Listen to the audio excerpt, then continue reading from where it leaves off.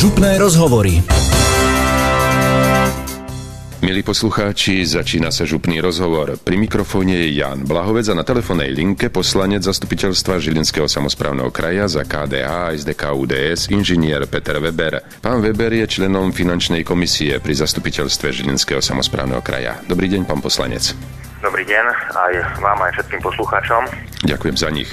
Pán Weber, krajský parlament odhlasoval na novembrovom zasadnutí zastupiteľstva 4. úpravu rozpočtu pre tento rok. Kam napríklad pôjdu financie? Pre vysvetlenie, úpravy rozpočtu sú bežné na každom zasadnutí zastupiteľstva Žilinského samosprávneho kraja. Rôznymi úpravami reagujeme operatívne na aktuálne potreby alebo zmeny jednotlivých zariadení Žilinského samosprávneho kraja či aktuálnym výzvam napríklad v rámci fondov Európskej únie. Štvrtá úprava rozpočtu predstavovala navýšenie rozpočtu o cirka 2,1 milióna eur. Gros navýšenia tvorili transfery z jednotlivých inštitúcií. Ide napríklad o preplatenie rôznych projektov z Ministerstva kultúry Slovenskej republiky, sú to kultúrne poukazy, z Ministerstva školstva Slovenskej republiky, projekty napríklad zdravie na tanieri, mimoriadne výsledky žiakov či refundácie eurofondov.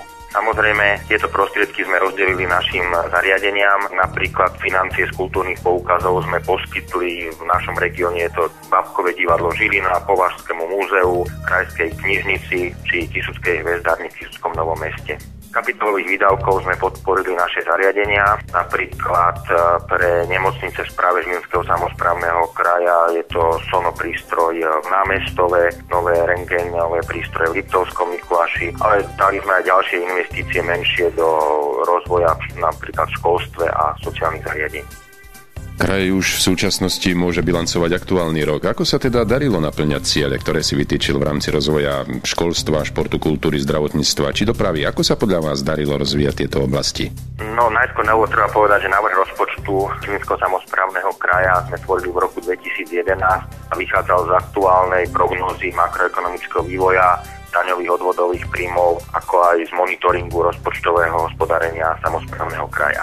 Samotné daňové príjmy boli postavené konzervatívne, to je, že sa rátalo so scenárom možného ďalších daňových prepadov, čo si myslím, že bolo dobré riešenie. Z toho vlastne aj súviseli naše služby. My sme sa v rámci tohto roku sústredili na to, aby sme udržali štandardy služieb pre našich ľudí. Tam, kam siahajú naše kompetencie, sa zastupiteľstvo snažilo udržať úroveň verejných služieb, ale aj napríklad vámi spomínané zdravotníctvo je viac kompetencia vlády Slovenskej republiky.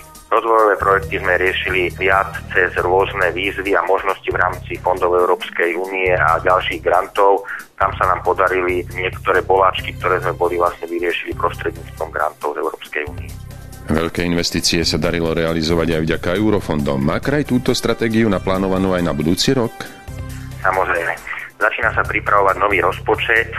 Mne osobne napríklad je blízky zodpovedný ekonomický postoj nejakého takého, by som povedal, prostého zodpovedného hospodára pred braním si možno úverov. V tomto sme možno aj iní s našimi kolegami, dajme tomu, že z lavice máme iný názor, ale určite sa úplne zhodneme na stratégii využitia finančných prostriedkov prostredníctvom zmysluplných projektových zámerov z fondov Európskej únie.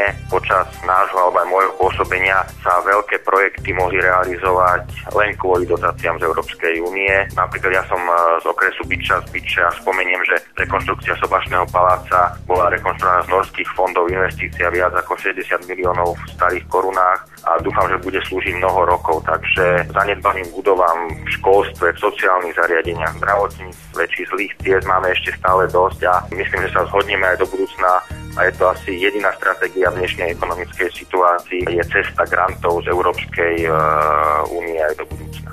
Rozhovor sa končí. Hosťom bol krajský poslanec inžinier Peter Weber, ktorému ďakujem za rozhovor. Do počutia, pán poslanec. Do počutia, ďakujem ešte raz veľmi pekne a všetkým poslucháčom prajem pekný deň.